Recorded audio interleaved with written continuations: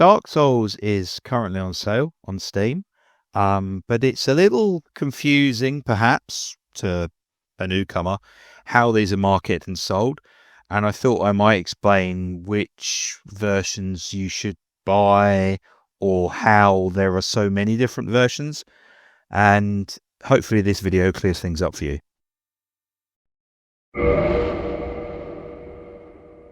So when Dark Souls, the OG, came out on the consoles, it was simply called Dark Souls. And when it was later released on PC, it was called Prepare to Die Edition. Now, Prepare to Die Edition was notoriously a terrible port, and it was not received well. It didn't run very well. It did not play well with PCs at all. And there was basically a mod you had to use in order to get it to work at all. A little bit later down the line, it was re-released as Dark Souls Remastered. It wasn't really a remaster in the traditional sense of the word. Like, when we think of a remaster, you might think of a graphical overhaul, a game that has been repackaged years later for modern consoles, etc. It wasn't really like that. It was kind of like I think the term is a do-over or a refresh. You can't play the original Dark Souls anymore on maybe on console, I'm not sure, but on PC you certainly can't buy Prepare to Die Edition anymore, and the servers are all turned off. So you have to buy the remastered version. That's what it is. Like, if you want to play the first Dark Souls, you have to buy Dark Souls Remastered. Don't let the title confuse you. Is this game good? Yes. I really like Dark Souls 1. Or Dark Souls, if you want to call it that. And I think it's got a special place in my heart. Did it start it all? Well, there's an argument to be made that Demon's Souls started it all, but Dark Souls was like the first big breakthrough, and currently at the sale price, I think this is still a game that holds up. Is it frustrating? Will you bang your head against certain elements of it? For sure. But it's not as difficult as you might imagine it to be. And if you, for some reason, been put off by thinking this game has this reputation for being notoriously difficult, don't listen to them. I've made plenty of videos on my own channel about how Dark Souls has a bigger bark than its bite. If I can get through it, and I'm terrible at these games, then you can get through it. So now, Dark Souls 2, you'll see here it's called Scholar of the Second Sin. That is because I'm using a mod. It's called Scholar of the First Sin. I've made a whole bunch of videos about Scholar of the First Sin. It's a graphical mod. Don't worry about it. Now, why is it called Dark Souls 2 Scholar of the First Sin? Well, what initially happened was when Dark Souls 2 came out, it, again, similar to Prepare to Die Edition, came out kind of piecemeal. A bunch of DLCs, 3 DLCs came out. They're very good DLCs. And it was kind of repackaged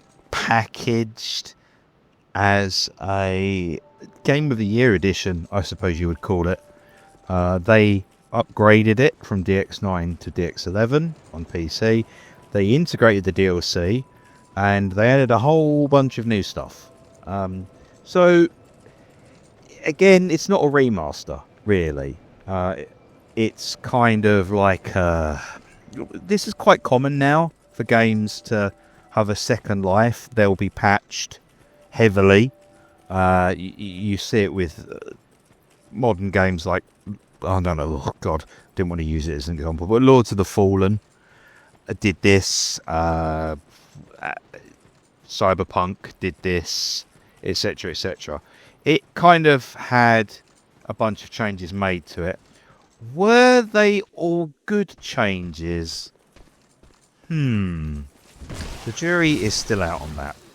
And there are plenty of people, quite vocal people, who do not like the changes made in Scholar of the First Sin. However, it is the version I've played the most. It has a bunch of extra content, and if you want to play it on a modern PC, I would choose this one. I like Dark Souls 2. I think it's really good. A lot of people don't. They argue it's not a very good sequel to Dark Souls. If it was called something else, if it was called, I don't know, Arse Souls or something, have a good laugh about that, then it might be better received. And if you don't like it, you can go and play the sequel to Dark Souls 2, which is Elden Ring. So now, Dark Souls 3. Dark Souls 3 is the most competently put together of the trilogy. It came after Bloodborne, and it uses, if not that engine, then a similar engine to that. It's definitely the slickest of the trilogy. This never had a remaster. There's no different versions to deal with. Now, there is 2 DLCs for it, and I would argue they're fairly essential. So you will probably want to purchase them if you purchase Dark Souls 3.